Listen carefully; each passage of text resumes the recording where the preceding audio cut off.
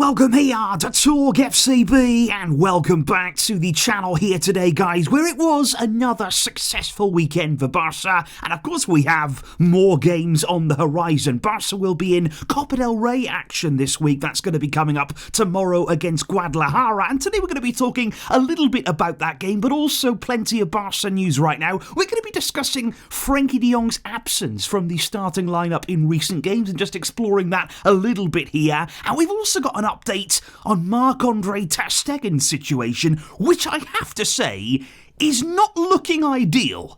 It is all on the way, and plenty more as well, so let's do it. Now today's video, guys, is coming to you courtesy of Manscaped, because they are into the final days now of their 20% off site-wide sale, and all you've got to do is follow the link in the description down below, and if you want to, you can apply the code TalkFCB, go and see if that gives you anything extra off as well, but you will get all of the discounts there right in front of you. And if I had to give you my top 3 picks right now over on Manscaped, I'd say number 1, the Performance Package 5.0 Ultra. It is absolutely phenomenal there. That will cover all of the bases. You will have everything you need right there, and also right now you can get free boxes and a toiletry bag if you get that package. There's also the Beard Hedger Pro Kit, which is fantastic as well. Really, really good there for anything beard related, obviously, but yeah, that's a really, really good one. And I'd also recommend the Skincare Ultra Advanced Kit. That is absolutely fantastic for everything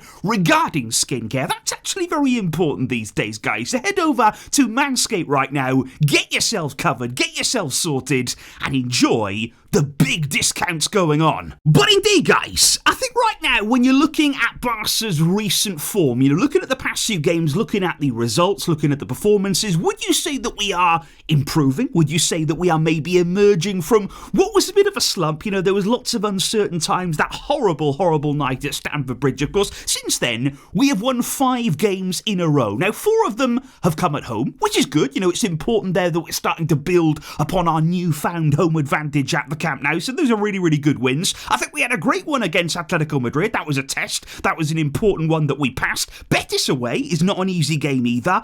But I still do feel, even though we're looking good, we're looking better in the right direction, there's still a lot more to come from this team. And there's also going to be still a lot bigger tests, in my opinion. So although right now, in my opinion, we can be confident, we can be optimistic, we can be, I think, encouraged by what we're seeing from Barca, but I think we are all aware that the jury is still out on this team. Nothing is won yet. Nothing is won in December anyway. The season is long. You want to be hitting your peak form in sort of February, March, April, May. Those are the months there where you really want your team to come to life and tackle the biggest of games.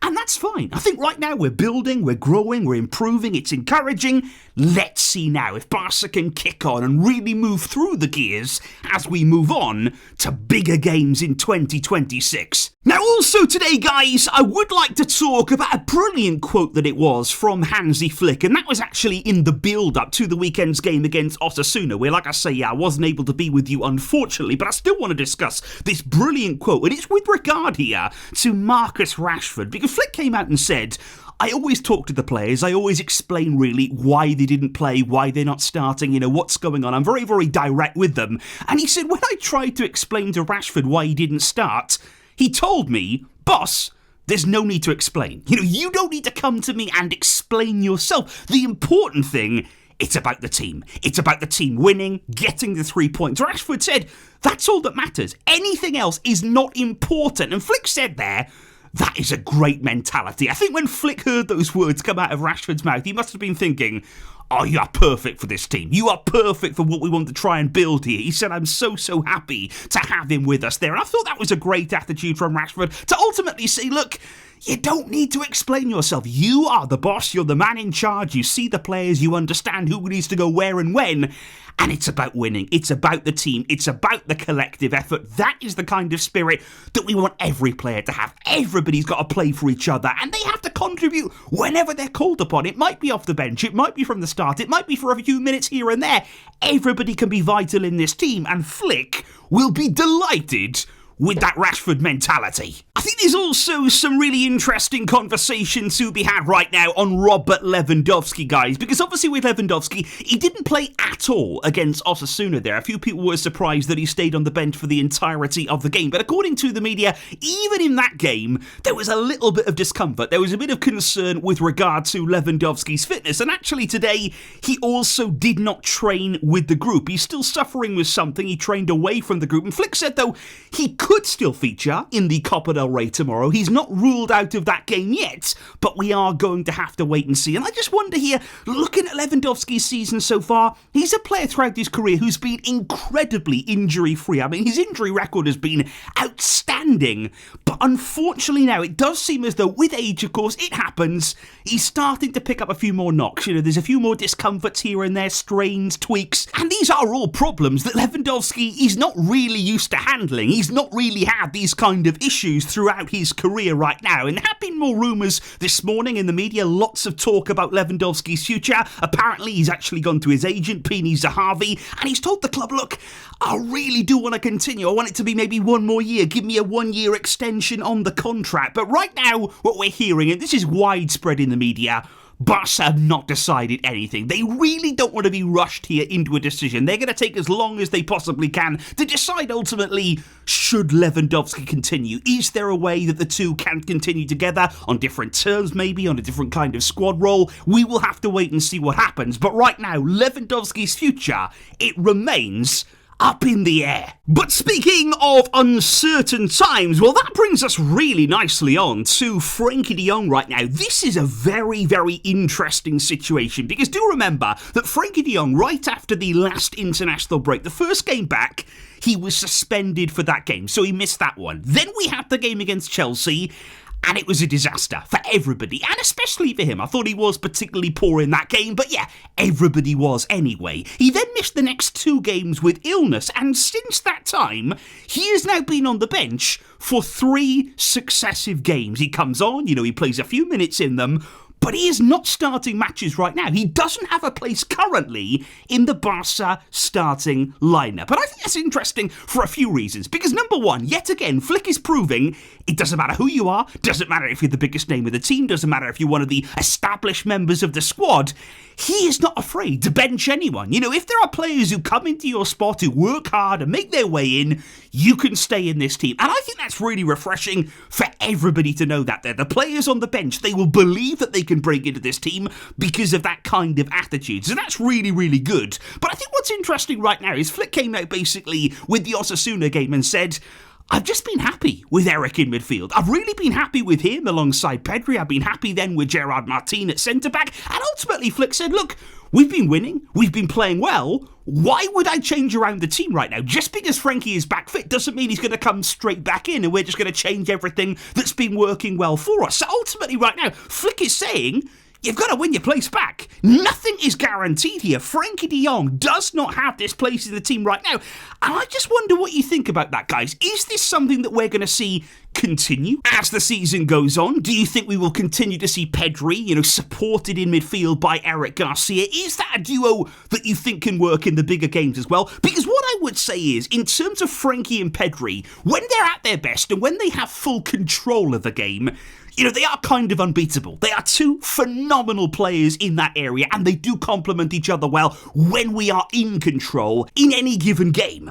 But what I would also say is there are some games, and there are some big games that we've played, whereby we don't always have that control. We're being pressed, we're being harried by the opposition, and at times we look vulnerable in midfield. And I'm talking here from a defensive point of view. Now, you bring Eric Garcia into that midfield, and at least he has more defensive understanding. That is something that Flick here will be looking at. He protects the defence better. He's happy to receive balls in that area too. Of course, in terms of build-up, it might be a little bit different, the approach there between him and Frenkie de Jong, but I do think he appreciates the security, and that is one area that you've wanted more from in terms of Frenkie de Jong. You've wanted him to improve defensively year upon year upon year. There's no doubting what he can do. There's no doubting the player that he can be. But in terms of that midfield, Pedri's a guarantee. Pedri is a concrete starter. We know what he gives us going forward, the control that he can bring to a game. You're now looking the best way to support him. What kind of characteristics goes well with Pedri? At times it can be De Jong. Certainly there's games where it can work. But I think Flick is experimenting here. Flick has been enjoying the balance that Eric gives Pedri as well.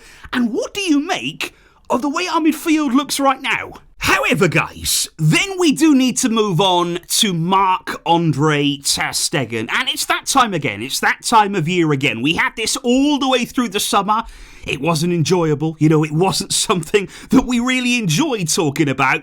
But we're here again. He's been out injured, now he's back, and in my opinion, he is now going to start being a problem for Barca yet again. Because apparently, according to the media right now, even if Ter Stegen isn't playing, even if he's not in the starting lineup, as of right now, he still has no intention of leaving the club. In the January transfer window right now, he has shown no willingness to look elsewhere. He doesn't want to play. And in terms of the World Cup here, I am shocked. I am absolutely flabbergasted that he actually doesn't care. He doesn't want to go and play for Germany. He has waited year upon year upon year for that golden chance as the number one. And he's like, I don't care. You know, I can't be bothered. I don't want to go and play. I don't even want to play at the World Cup. And right now, of course, he has the contract at Barca until 2028. Now, he's not going to accept anything less than the full salary that he's owed for the entirety of that contract. And that's where it could get ugly for Barca, because they have a player here who is on a long deal, who can certainly see that out if he decides, and ultimately, whilst not playing any football at all. And the only hope that I have right now is that Ter Stegen, in his mind, does he have a sudden belief that he's going to start playing? You know, does he believe actually here that, oh, I'm not playing right now, but I'm going to? Is that what is keeping him at the club? That belief that he's suddenly going to start playing? Because I think when you look at him on the bench and the camera pans to him basically after every brilliant Joan Garcia save, he has a face like thunder. He looks like a guy right now. He does not look like he's enjoying himself one bit at all. And yet he wants to stay here. He wants to stay around the club and just sit on the bench, if he's lucky, by the way, because I think tomorrow in the Copa del Rey, that could be significant. This could be a very, very important game in Ter Stegen's future, because according to the media, Szczesny could play. Because Flick did confirm today that Joan Garcia, he will be rested in that game, and could Szczesny start it? Because what we're led to believe here is that Ter Stegen, it's not that he's not just the starter at Barca, he's not even the second keeper. He was at the weekend because Szczesny was ill. Now he's back. And is he going to be relegated again, even behind Szczesny in the pecking order right now? And that, for me, that would be massive. Because Flick here has the chance to send out a huge message to Ter Stegen that basically says, I don't want you here. You're not even close to playing. And if he gets that message here, if he actually understands, I'm not even second choice at Barca, does his mentality change then? Does he think, actually, I don't really enjoy this. I don't want to be a third keeper. I believe that I'm better than that. And look, he is. You know, he's better than a third keeper. So go and play. Go and play somewhere where you are going to play every week, where you could be the number one, where you can go to the World Cup. Why would you not do that? I just don't really get it right now. I mean, obviously, money. I mean, that's literally the only explanation. That's the only reason why you would stay. And like I said, he's entitled to do that. He might do that. But the club right now, it's going to be really, really interesting to see. First of all, what happens in the Copa del Rey, and then after that, does this Ter Stegen stance change? Do you believe that it'll change, guys? Do you believe that he will open up the doors to that January exit? Or can you see him staying here and maybe trying to fulfill that contract until 2028? So that there, guys, is the very latest news right now ahead of Barca's Copa del Rey match against Guadlajara tomorrow. Hopefully we can overcome the third division team in Spain. Let's see it happen. Let's see some rotational players as well get an opportunity and maybe grab it. Let's see what the younger players can do as well, guys. Please do let me know in the comments down below exactly how you are feeling right now, and I will see you soon with more videos to come on the channel. Thank you indeed for watching. But until next time, as always, Veshka, El Barça.